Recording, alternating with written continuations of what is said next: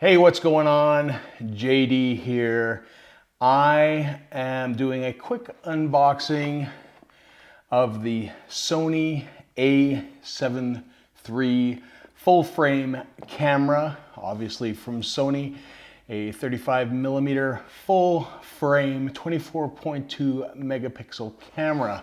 For those of you who follow my photography know that I am a Canon user, that Canon is the brand that I've used for years and years and years.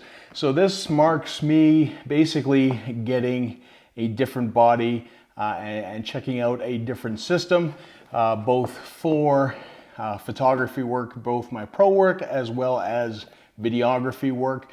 The fact that it's a 4K camera, as well as fully capable full frame at stills. So we're just going to do a quick unboxing. Other videos after this, you will probably see me talk a lot more about this camera in detail, how I set things up, as well as what my experiences are working in the field with this camera and whether I stick with it or not, because to be honest, this is an experiment. So we're just going to jump right into it.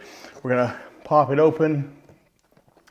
And the first thing that we find is essentially the guides and manuals. So everything is there. We've got a Sony guide, looks like some information on getting a Sony credit card, as well as limited warranty, reference guide, and of course French user manual because we are in Canada. On top of that, we've got pretty much nothing else. So we've got nothing else in this top box. We're going to flip that open.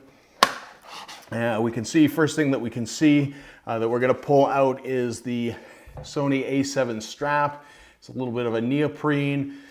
Generally speaking, you know, as far as cameras and camera gear goes, there's usually a strap in there. I never use these. I prefer the black rapid straps versus something that I just sling around my neck, especially for longer lenses. So I will probably never ever actually use that. What else do we have here? We've got another compartment. There appears to be nothing in there. So we're just going to pull out, essentially, I'm going to assume that's the body. And we're just put that to the side for now. And then we have, if we open up here,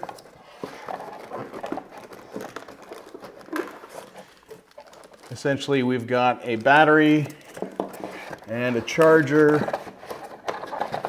and a cord. So it just looks like a regular USB cord. Of course, a wall charger, USB.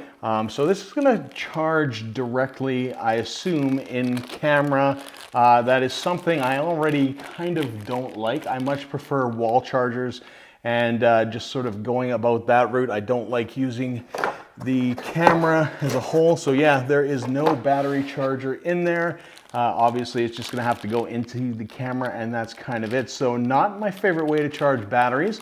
I much prefer to plug it into a wall outlet, all that kind of stuff, mainly because you can walk away and utilize your camera while it's still charging. So we've got the info lithium battery there, and if we just pull out the body here, and that'll be the Sony A7 III. Some just quick observations, and again, you know, like I said, I've been a Canon user for a very, very long time.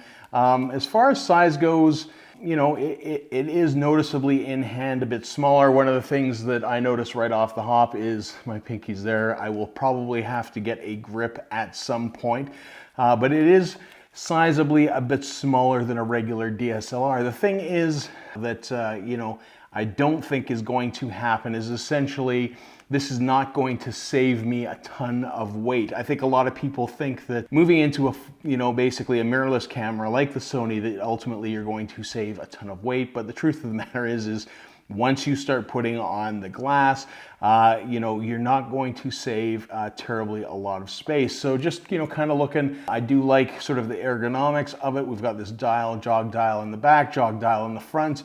We've got a couple buttons on front, the shutter button obviously on and off as well as we've got, it looks like AF on, as well as focal point picks. So I mean, For me, it's going to becoming familiar with the camera and setting it up in a means that essentially is going to work for me. We have the ties here for the camera strap, which I don't actually like either. But, you know, a small thing I will be utilizing, obviously, the screw in the bottom with a black rapid. So this is not a big deal, but I just kind of don't like the jingly. I will probably take those off at some point. I don't know if they unscrew or not, but we will definitely do that. The articulating screen, again, you know, something that I don't have on my 5D Mark III, but I do have on the 70D. The fact that this tilts up, I mean, that's okay. I typically probably won't use that. I always kind of shoot through the eyepiece, and that won't change. I've heard the weather sealing is all right, and then we've got all our ports here as well. So we've got essentially, looks like a microphone in this first port here. And then we've got HDMI and headphone jack, which is good for video. And then we've got, it looks like a multi-port, which looks like just a normal USB, as well as a USB port here. So those will be the charge ports, obviously. And then, of course, on this side, when we pop it open, we've got the dual slot SD card holders. So we will definitely like that. I kind of wish we kind of stuck with some of the bigger cards, but obviously in the form factor, it's not going to go. Battery door, plain and simple. So that's kind of it. The reason that I went essentially with the mirrorless, I didn't go with a kit lens, mainly because at the end of the day, if I do switch over, I will have to switch to a 2.8. So the kit lens is something that I wouldn't utilize for a very, very long time. So essentially, I have bought an adapter. I will utilize some Canon glass, see how it works for me, how I like the form function, how it goes, what kind of image quality that I do get out of there, and we will take it from there. So that is a quick unboxing of the Sony A7 III. As I mentioned, I will, have some videos coming up explaining what I do, how I set things up, and how that works, and how it goes into my workflow, and doing all that kind of stuff. I will be doing it obviously as a perspective of somebody who is a Canon user looking to potentially move across or at least expand into Sony.